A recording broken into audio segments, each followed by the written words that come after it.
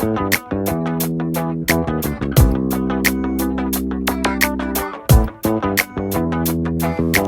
it's Jim Muehlhausen, author of the 51 Errors, and welcome to the 51 Errors Coaching Club.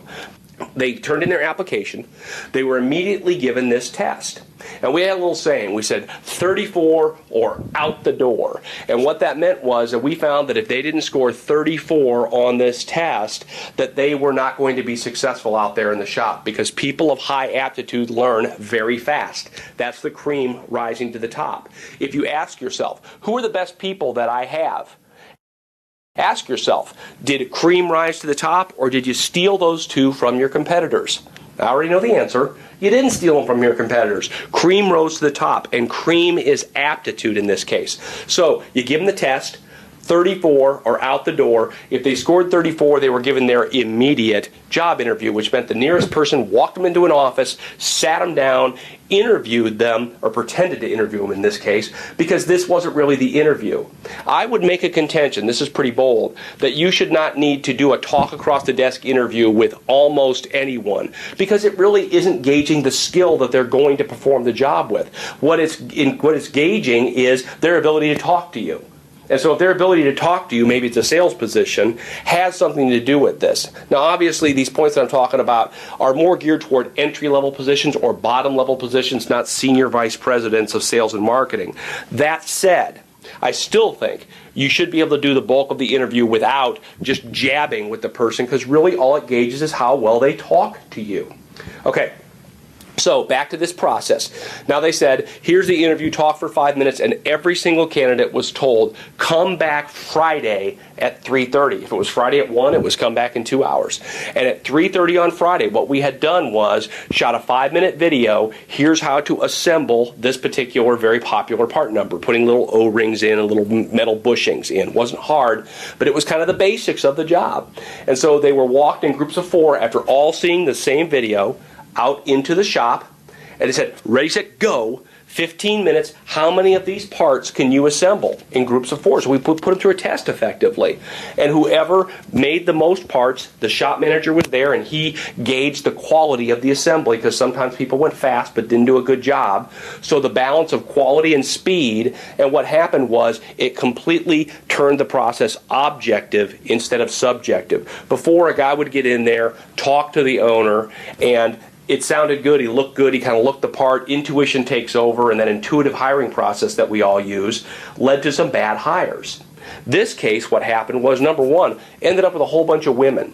You know, all these guys, of course, thought, well, women can't do this job. It's big, strong men with big iron parts. Well, guess what? That was wrong. When an objective test was created, women did much better than some of the men, where you could look and say, we would have hired that guy, and he stunk once you put them through a test. So it made the decision process much easier and made it objective instead of subjective. Then if you needed 3 people, you hired the 3 best. If you needed 5, you hired 5. If you needed 1, you hired 1.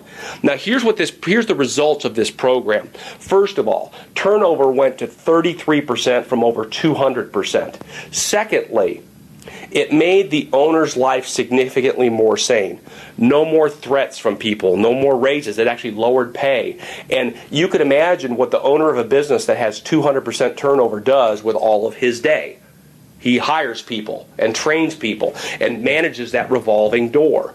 What happened was the revolving door stopped. The turnover went to a manageable rate. And now think about the process that I just described. I always say the owner's job is to make the cookie cutter. The employees stamp out the cookies.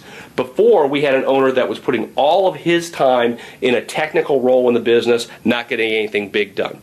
What we ended up with was, how much work did the owner do in the example I just provided? None. He didn't interview him. He didn't hand him the application. He didn't do the sit in front of the video. He didn't walk him out in the shop. He took himself completely out of this process. What he did do was make the cookie cutter.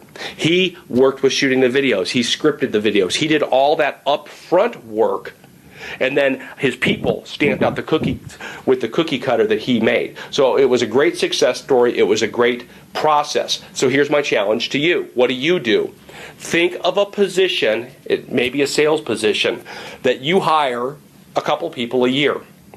And I want you to find a test. You can test for sales. One of the best things I've heard for people testing on sales is if they do cold calling, Make them cold call for an hour. Make them sit in front of the phone, record it, listen to it, be there. Yes, I know it's a little harsh, but the point is it's going to be harsh day one on the job when they do it. Why not find out that they're going to stink before you hire them? And that's really the point. Find out they stink before you hire them.